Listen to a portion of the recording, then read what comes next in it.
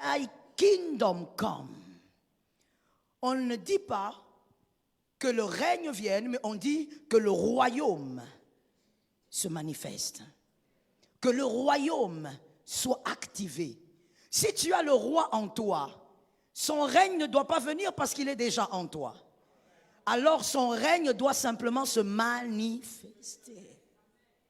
La manifestation du règne de Dieu au mois de novembre. Par l'autorité du Christ, tu dois vivre sa manifestation. Car tu peux avoir ou être avec un roi sans vivre la manifestation de sa présence. Mais le tien, pour le mois de novembre, ton cas est différent. Ainsi, Jean 8, 23. Jean 8, 23 dit. Jean 8, 23. Et il leur dit, vous êtes d'en bas, moi je suis d'en haut. Vous êtes de ce monde, moi je ne suis pas de ce monde. On va essayer de le lire pour ceux qui ont des bons yeux. On va le faire avec moi. On y va. 1, 2, 3. Et il leur dit, vous êtes, moi je suis. Vous êtes. Voici la formule que le règne de Jésus se manifeste. Dans cette écriture, Jésus a tout dit. Vous êtes, et quand il dit vous, j'espère qu'il ne parle pas de toi. Quand il dit vous, il parle de ceux qui sont dans le monde, les incirconcis. Toi, tu es incirconcis. Il dit, vous êtes d'en bas, moi je suis d'en haut. Vous êtes de ce monde, moi je ne suis pas de ce monde. C'est-à-dire, le fonctionnement est différent. Be blessed. Le fonctionnement, lorsque l'Écriture dit que le règne de Dieu se manifeste, c'est-à-dire, nous sommes dans ce monde, c'est ici que le règne de Dieu doit se manifester. Avant de mourir, tu dois manifester la puissance du Dieu qui est en toi. Non, ne me dis pas seulement j'ai un Dieu, démontre-moi ton Dieu. Toi, mon amen n'est pas normal, donne-moi un amen normal. En novembre, ne me dis pas que je prie depuis 20 ans. Démontre-moi le Dieu que tu adores depuis 20 ans. En novembre, nous voulons voir la manifestation du royaume de Dieu. Que le Dieu que tu portes se manifeste dans ton travail, se manifeste dans tes études, se manifeste dans ta famille, que l'on sache que tu as un Dieu. Listen to me. Une fois, il y a une dame qui était quelque part, elle causait avec des gens. Et puis elle dit à ces personnes, je connais telle. Alors ces personnes qui lui disent, oh arrête ça. Tu connais cette personne d'où? Certainement que tu ne la connais pas. Il dit, je vous dis que je connais cette personne. Alors je vais vous démontrer que je la connais. Qu'est-ce que cette femme fait? Elle prend le téléphone, elle lance l'appel. Quand elle lance l'appel, elle s'organise pour que ça soit pour que tout le monde entende que la voix qui parle dans le téléphone, c'est cette personne-là. Dire que tu connais n'est pas suffisant. Ça localiser une famille. Dire que tu connais Dieu n'est pas suffisant. Démontre-nous en novembre que tu connais Dieu. La manifestation du Dieu qui est en toi. Nous voulons, oh my God, écoute-moi, on a entendu parler de ton Dieu, on veut lire ton Dieu. Est-ce que quelqu'un m'entend bien? J'annonce à quelqu'un qui a oublié. Il est écrit, et c'est une vérité. Jésus-Christ est le même, hier, aujourd'hui et éternellement. La manifestation, my God, je veux t'aider. Je dis ceci. Voici ce que Matthieu 6, 10 veut dire. Notre Père qui est aux cieux, que ton nom soit sanctifié, que ta présence soit manifeste. Qu'on ne sache pas seulement que je monte à la montagne, qu'on voie le Dieu de la montagne. Qu'on ne sache pas seulement que je suis à genoux, qu'on voie le Dieu qui est avec toi dans la chambre à genoux. Aide-moi à localiser un frère, dis-lui, nous sommes d'en haut. Jésus voulait dire, notre système de fonctionnement est différent. Nous avons des parents sur terre, mais nous ne fonctionnons pas de la même manière. Nous avons étudié sur terre, mais nous ne fonctionnons pas de la même manière. Nous n'aurons pas les résultats comme les incirconcis. Parce que notre fonctionnement dépend d'en haut. Est-ce qu'une âme m'a capté? Cette écriture de Jean 8, 23 voudrait aussi dire, ici dans le monde c'est le naturel. Moi Jésus, je suis surnaturel. Est-ce que quelqu'un me capte? Jésus voulait aussi dire, même quand vous verrez les surnaturels, je suis au-dessus de tous les surnaturels. Le fonctionnement est différent.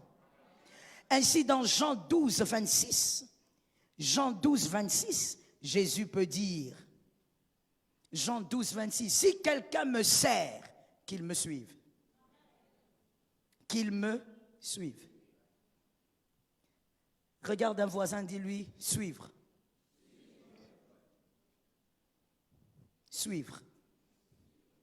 Regarde encore quelqu'un, dis-lui, suivre. Si quelqu'un, that is something. Il n'est pas écrit si quelqu'un m'aime. Vous savez pourquoi? Parce que il peut arriver à une personne d'aimer sans servir. On n'est pas à l'étape de l'amour seulement. On est au niveau du service. Quand quelqu'un vous sert, cette personne se met à votre disposition.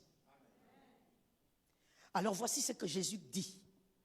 Monsieur, il est écrit, si quelqu'un me sert, qu'il... Ok. Si tu veux me servir, suis-moi. Il me suit. Et quand il me suit, où est-ce qu'il va? Quand il me suit, qu'est-ce que lui voit? Ah, je veux pour les gens, les hommes et les femmes qui ont bien étudié à l'école primaire. Qu'est-ce qu'il lui voit? Je ne m'entends pas. Oh my goodness. Il me suit. Moi, je passe. Moi, j'avance. Mais lui va où? Où est-ce qu'il va? Bon, on va faire ça simple. Posez-lui la question. Où est-ce qu'il va? Non, posez-lui la question. Est-ce qu'il y a des femmes courageuses qui peuvent poser la question là-bas? Et c'est quoi sa réponse? Qu'est-ce qu'il a dit? Il a dit qu'il me suit. C'est-à-dire, 1, sa vision est exclue. 2, ses désirs sont exclus. Est-ce que quelqu'un me comprend? Il n'a pas les yeux. Il me suit. Je suis ses yeux. Celui qui veut suivre Jésus doit commencer par avoir la vision du Christ.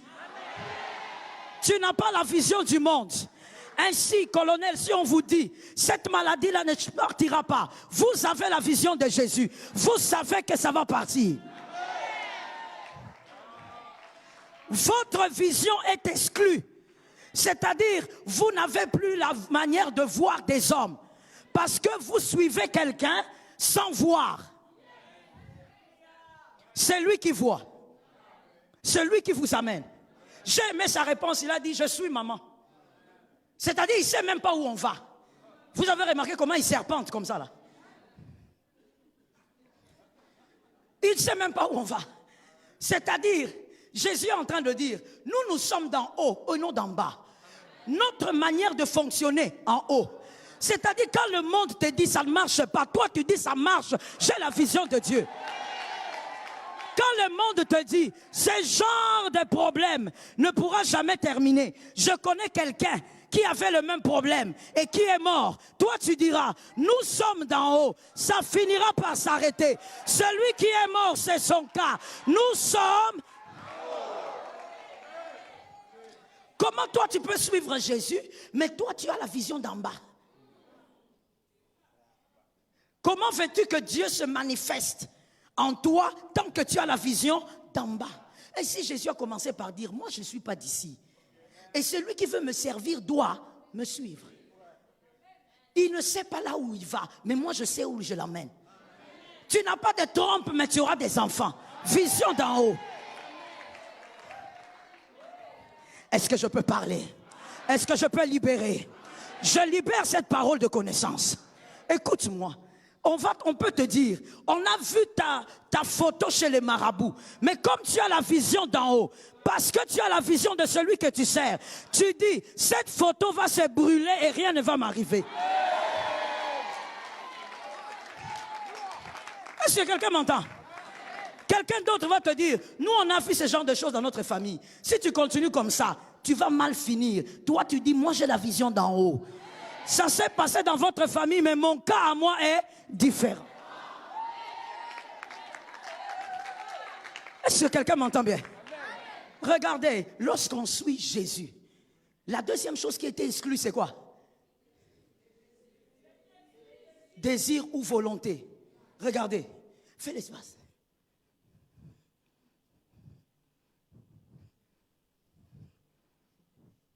C'est papa va où?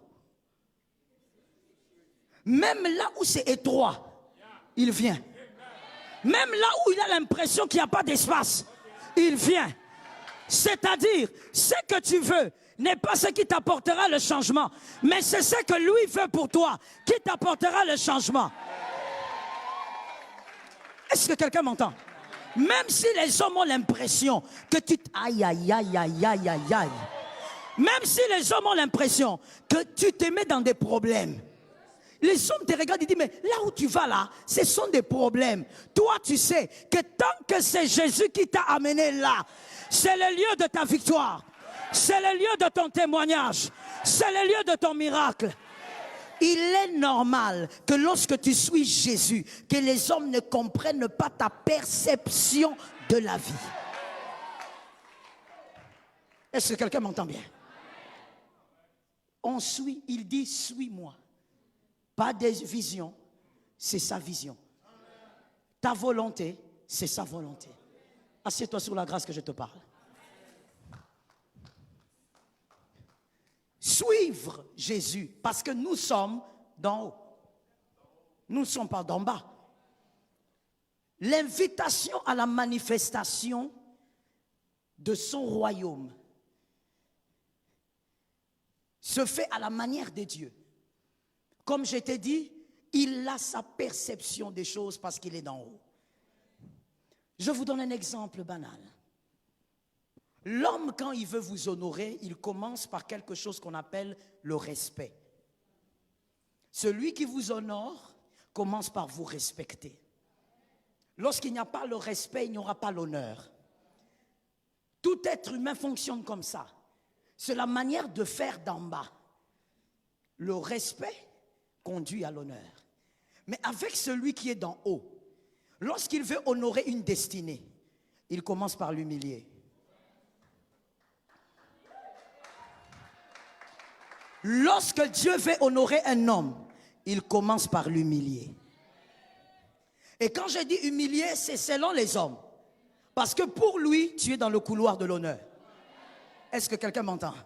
Quand Christ veut honorer David, il amène d'abord dans l'humiliation. Quand Christ veut honorer Ruth, il amène d'abord dans l'humiliation. Et on peut aller comme ça dans toute la Bible. Pour Jésus, l'honneur passe par l'humiliation. Alors si toi tu es d'en bas, tu regarderas quelqu'un, tu diras, voici comment sa vie est en train de sécher. Sa vie ne sèche pas. Il est en train d'aller... Il est en train de devenir une rivière. Il est en train de devenir un océan. Il n'est pas en train de sécher. Pour ceux qui sont d'en haut, ceux qui sont d'en haut sont dans la salle? Est-ce que ceux qui sont d'en haut sont dans la salle? Pour ceux qui sont d'en haut, ça commence par l'humiliation et ça mène à la gloire. Si tu commences quelque chose et les hommes sont sur toi en train de t'écraser, ne quitte pas. C'est une parole prophétique pour quelqu'un. Tu es au bon endroit. Peut-être que tu as prié, tu as dit à Dieu, Seigneur, il y a trop de pression. Je dois quitter. Voici la parole prophétique pour toi. Ne bouge pas. Quand tu es à un endroit, les hommes t'écrasent. Dieu s'organise pour que les hommes te rabaissent. C'est le lieu de l'élévation. Reste là, quelque chose se prépare. La manière de Dieu de faire d'en haut n'est pas la manière des hommes. Lorsque Dieu veut manifester sa gloire, son règne dans ta vie, il crée une invitation. L'invitation au règne de Dieu. L'invitation au règne de Dieu,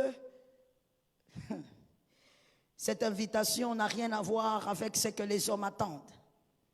Quand toi tu attends que Dieu te visite, tu attends un couloir de paix. Or, la visitation de Dieu commence lorsque tout se brouille. c'est l'invitation à la manifestation. Je parle à un porteur de gloire. Le Saint-Esprit est en toi, tu es un porteur de gloire. Ne sois pas le piège de ta propre visitation. N'empêche pas ta propre visitation. Comment tu peux l'empêcher? Par ton ignorance.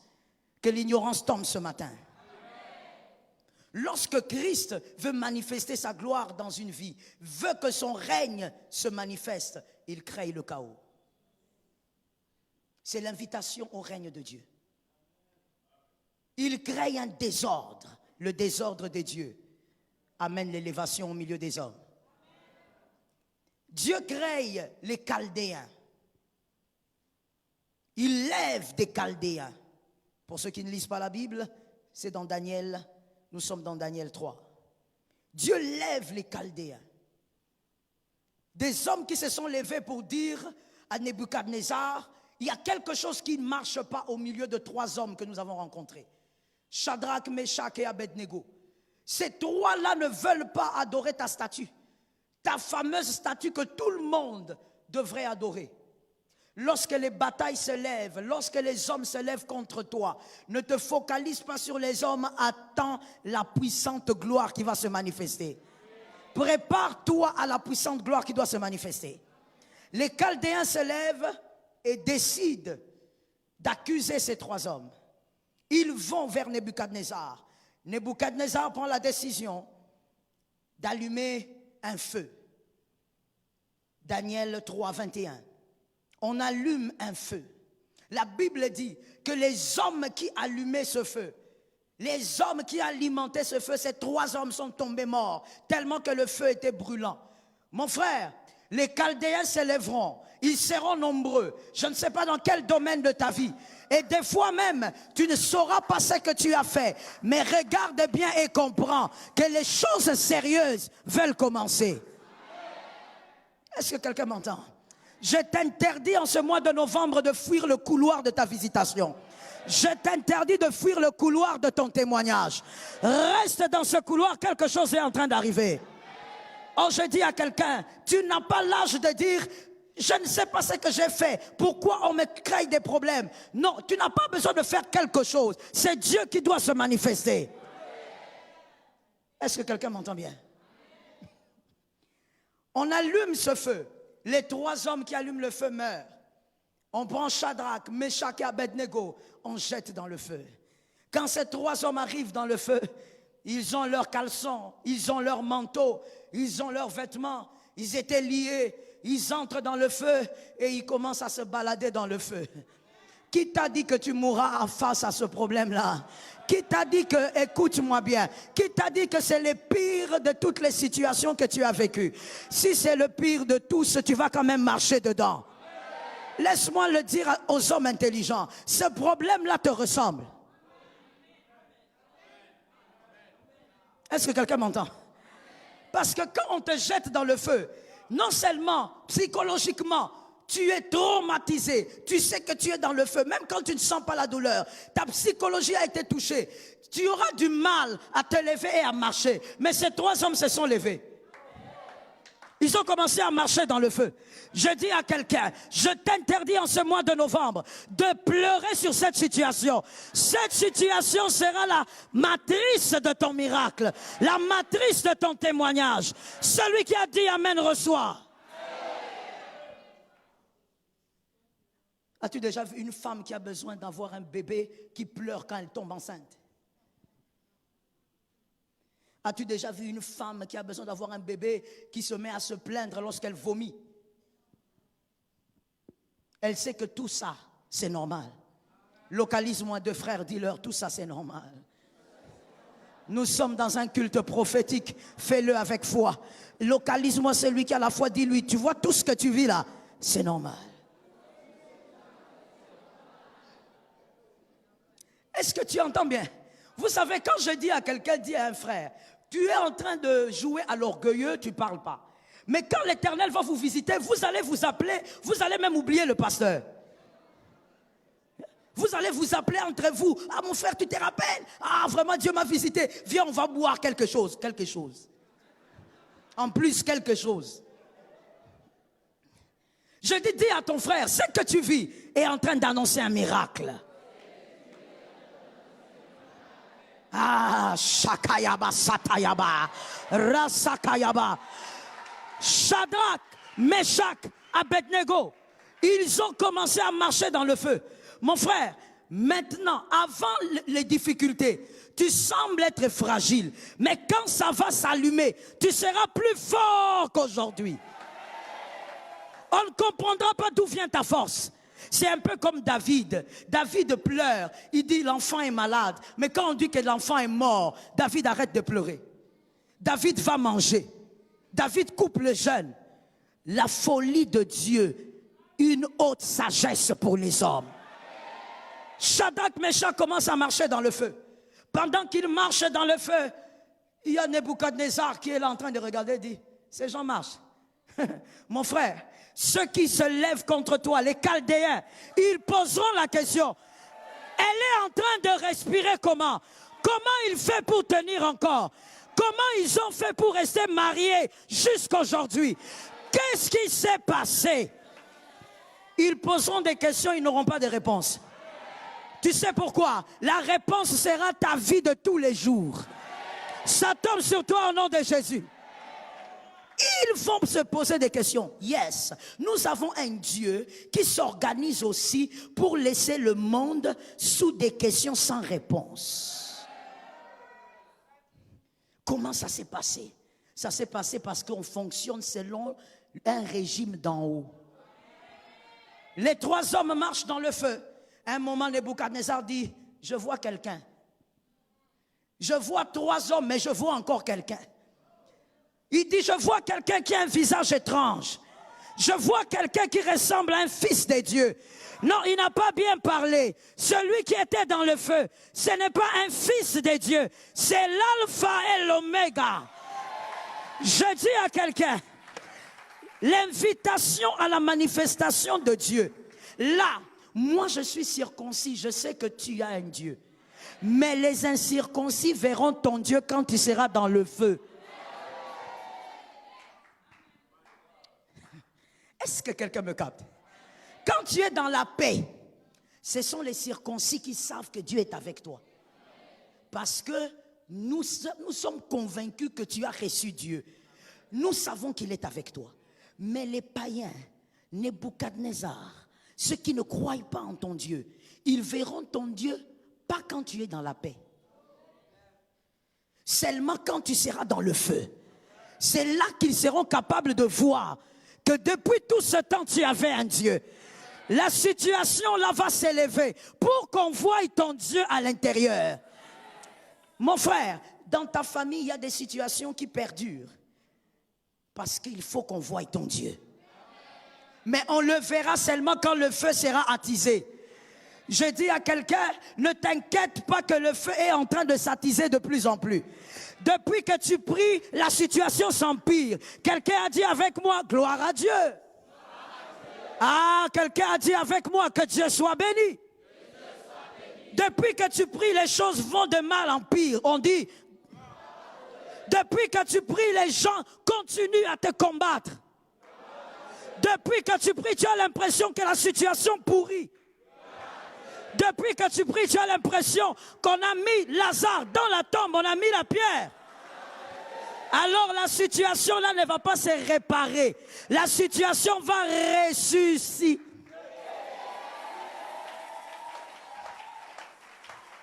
L'invitation à la manifestation de Dieu, c'est que Dieu veut faire de toi dans ta famille, au travail, à l'université, et je ne sais, c'est pour manifester la résurrection. Cette fois-là, c'est que tout le monde avait cru terminer. C'est la prophétie de qui? C'est la prophétie de qui? C'est que tout le monde avait cru enterrer. Quelqu'un a dit à son frère, ils ont cru que c'était une affaire classée. Où sont les gens qui sont venus pour le miracle? Où sont les gens qui sont venus par foi? Ils étaient convaincus que c'est une affaire. Ce n'est pas une affaire classée. Jésus est devant la tombe. Ce n'est pas une affaire classée, c'est une invitation au règne de Dieu. Il y aura résurrection d'une chose que tout le monde avait déjà oubliée. Ça localise ta maison au nom de Jésus. Lorsqu'Adonai crée l'atmosphère pour que sa gloire se manifeste, arrête de pleurer. Sois comme un homme d'en haut. Toi, quand Dieu crée l'espace, il fait sa cuisine. Voilà ton attitude. Tu commences à te plaindre. Qu'est-ce qui se passe? Depuis que le mois de novembre a commencé, je suis trop combattu. Qui m'a envoûté? Est-ce que tu es envoûtable? Non, mais pourquoi ça ne marche pas? Pourquoi ma vie a beaucoup de batailles? Je te l'ai déjà dit, beaucoup de batailles, beaucoup de médailles. Lorsque l'Éternel crée l'atmosphère pour que son règne se manifeste, ne te plains pas, ne pleure pas, vois comme Dieu. On a illustré ici, suis Jésus. Tu ne comprends pas, mais tu suis. Tu ne sais pas, mais tu suis. Il ne t'a pas donné un message prophétique. Il ne t'a pas précisé quelque chose. Parce que tu sais qu'en allant avec lui, il y aura la manifestation de sa gloire. Est-ce que quelqu'un m'entend? Les 3 hommes sortent du feu parce que Nebuchadnezzar est dépassé. Je dis à une personne, avant que tu ne penses que tout va s'arrêter dans ta vie, l'Éternel va te sortir de cette situation. Ces 3 hommes sortent du feu. Et quand ils sortent, le 3e homme n'est plus là. Je veux mieux le dire. Le 3e homme est là sans être visible. Le 3e homme, dès que les 3 hommes, Shadrach, Meshach, Abednego, sortent du feu, le 4e homme plutôt, le 4e homme qui est Jésus, il devient invisible pour Nebuchadnezzar. Nebuchadnezzar va dire, il est parti. Il n'est pas parti. Il n'est plus visible pour toi. Toi qui combats le circoncis, tu ne verras que son Dieu dans le feu. En dehors du feu, tu ne verras pas son Dieu. Mais son Dieu est présent. Est-ce que quelqu'un m'entend bien? C'est comme pour dire, lorsque le feu, lorsque tu seras dans le feu, en ce mois de novembre, le 4e homme, on le verra par les païens. Et lorsqu'il va te donner la paix et le témoignage, ils ne le verront pas. Adonai va te laisser manger devant la table, devant tes adversaires. Les propriétaires ont reçu ça, ça tombe sur toi. Tu vas. L'Éternel. Oh my God. Je suis au campus de ma campagne. L'Éternel. Je ne manquerai. Ensuite. Commence déjà à prendre ta prophétie. Ensuite. Oui. Ensuite. À cause. Quand car oui, stop, choya, attends, my Jesus, tu dresses devant moi, en face, le berger a dressé. Mais sur la table, il y a qui?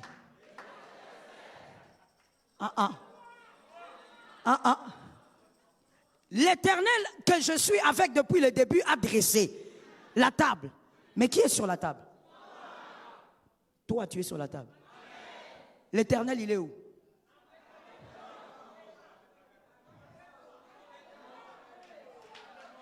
Attends. La table est devant. La nourriture est sur la table. Les adversaires ne sont pas à table, ils sont en face. Ils sont en train de regarder sans manger. Ils regarderont, ils ne prendront rien. Au nom de Jésus de Nazareth, ils regarderont, ils ne prendront. Même si cette nuit, tu as fait un rêve, on t'a volé le sac, on t'a volé je ne sais pas quoi. Je te dis, ils ne prendront. Ils ne toucheront à rien. Sur la table, on regarde. Je pose la question à quelqu'un. Toi, tu es de quel côté? Tu es adversaire ou tu es David? Sur la table, il n'y a qu'une personne. C'est qui? Lui-même, l'Éternel, n'est pas sur la table. Il n'est pas sur la table. I will show you. Monsieur, viens. Voici comment ça se passe pour toi en ce mois de novembre. Tu es David. Tu es sur la table. Tu manges. Lui, il est là. Écoute, lui, il dit, mange, fils. Mange. Tu as beaucoup souffert. C'est le temps du témoignage. C'est le temps du miracle. C'est le temps de la visitation. C'est le temps du changement. C'est le temps de la puissance. C'est le temps de la fécondité. C'est le temps de la résurrection. C'est le temps du progrès. C'est le temps de l'épanouissement. C'est le temps de la guérison. Lui n'est pas sur la table. La table, c'est pour toi, petit. Lui, tu as oublié, David avait dit, il est quoi? Le berger, il surveille. Pendant que tu manges, il contrôle. Que l'adversaire ne touche pas. Attends. Que l'esprit des airs ne vienne pas. Que l'esprit des sirènes, l'esprit des eaux, l'esprit des familles, réclamation des familles. Tu vas manger sur la table. En ce mois de novembre, tu vas manger ta part. Reçois ta part au nom de Jésus. Reçois ta part au nom de Jésus.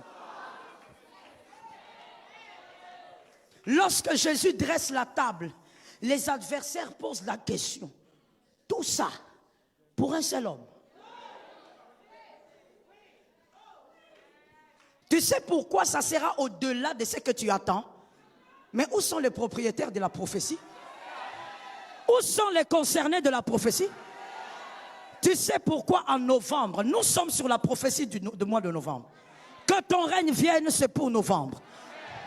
Tu sais pourquoi tu auras au-delà de tes prières, au-delà de ce que tu attends. Car il est écrit, je vous rembourserai les années qu'ont dévoré les Gélèques, les sauterelles. Je vous rembourse. Est-ce que quelqu'un m'entend bien? Est-ce que quelqu'un me capte bien? Dieu est celui qui s'est remboursé avec intérêt.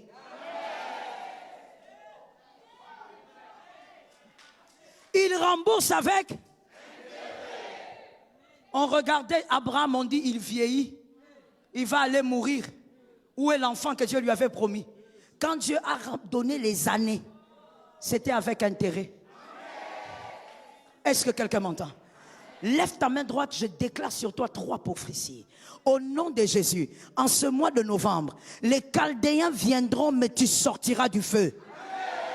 Deuxième prophétie, au nom de Jésus, en ce mois de novembre, ces larmes annoncent une invitation de gloire. Troisième prophétie, en ce mois de novembre, ils te feront la guerre, mais ils ne te vaincront pas. Ça tombe sur ta maison, ça tombe sur ta famille, ça tombe sur ta vie. Lève ta main droite, déclare avec moi, au nom de Jésus-Christ, celui qui est en moi est plus fort que celui qui est dans le monde. Je témoigne et je déclare, en ce mois de novembre, malgré le feu, je vaincrai. Malgré le tourbillon, je vaincrai.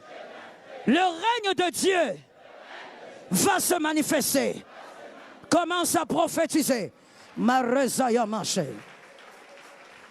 Prophétise. Prophétise. Rajayamai. J'aime ta foi. Prophétise. Razaya. Le ciel est favorable. Le ciel est favorable. Le ciel est favorable. Shamaraba sakayaba shatayababa. Rasakayababa shatayababa. Rasakayababa sheyaba. Le ciel est favorable. Shemarezayama. Je ne mourrai pas dans le feu. L'Éternel est avec moi. Je ne mourrai pas dans le feu. Je ne finirai pas dans le feu. Shamara sakayabashe. Imarezayama mama. Rasakaya Mashata, Rasaya Mashaya, Imarosayama. Merci Saint-Esprit. S'il te plaît, mon frère, lève tes deux mains. Pendant qu'on priait, je voyais l'Éternel dire, Joël est levé le bouclier. Il y a des gens qui seront tellement secoués cette année. Tu as besoin de la sécurité divine. Nous allons déclarer 3 fois. Mon frère, prends ça au sérieux. Tu ne sais pas ce qui t'attend au mois de novembre. Nous allons déclarer 3 fois, Seigneur, je reçois ton bouclier. Et tu vas déclarer cela 3 fois. Ensuite, tu prophétises. On y va. 1, 2, 3. Seigneur, je reçois. Au nom de Jésus. Par le feu de Dieu. Yemarazaya mashakaya. Imerazaya.